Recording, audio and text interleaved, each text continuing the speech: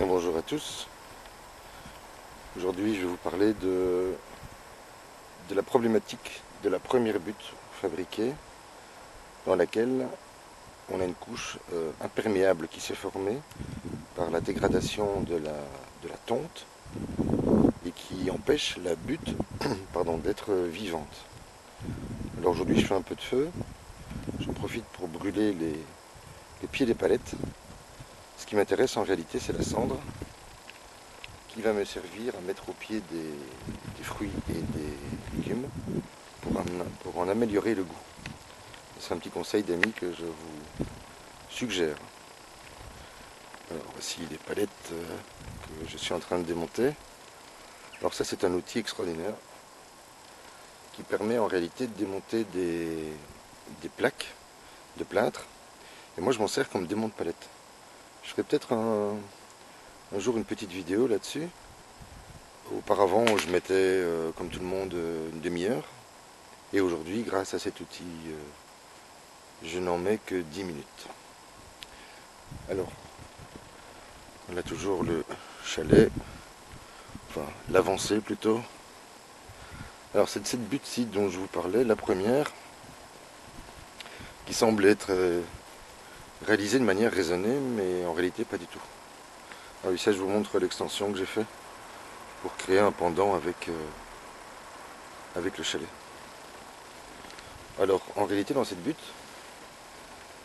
nous y avons simplement déposé du carton qui aujourd'hui est en grande partie dégradé, comme on peut le voir ici. Enfin, pas encore tout à fait. Un carton sans encre et sans colle, c'est très important. Ensuite, on y a mis un broyat. Et puis on y a déposé des grosses bûches de bois qui devraient se dégrader, mais pas tout de suite, hein, dans quelques années. Et à voir le rythme à laquelle elle se dégrade, je dirais, peut-être une dizaine d'années. Alors l'erreur qu'on a commise dans cette butte, c'est de l'avoir recouvert d'une trop grande quantité de déchets de tonte.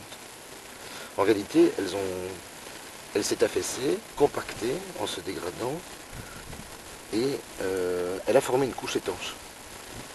Donc cette partie-ci devrait être humide, au contact du sol. Vous voyez que le sol est complètement mort. C'est un sol d'origine sablonneuse. Il n'y a absolument aucune vie là-dedans, c'est que du sable compacté. Et en réalité, cette partie-ci, au contact des bûches, aurait dû être humide. Donc je comprends maintenant mon erreur. La deuxième est d'avoir mis sans doute une couche de mulch un peu trop épaisse, vous voyez, près de 20 cm. Alors, c'est humide en dessous. Malheureusement, la vie ne peut pas se faire, ne peut pas s'y installer, puisque il y a trop de matière sèche. Donc je vais la recommencer pour en faire une qui ressemblera, si tout va bien, à peu près à celle-ci, dans laquelle j'avais mis également des épines de pin. Et là, ça fonctionne relativement bien. C'est très humide en dessous. Tac. Et voilà, donc la vie peut s'y installer. Je ne sais pas si on le voit d'ailleurs, quelques petites bestioles qui courent. Donc voilà, celle-ci, je crois qu'elle devrait bien se comporter. Et comme je vous le disais la dernière fois, les jeunes plants s'y sont installés sans aucune intervention de ma part, excepté pour... Voilà, merci.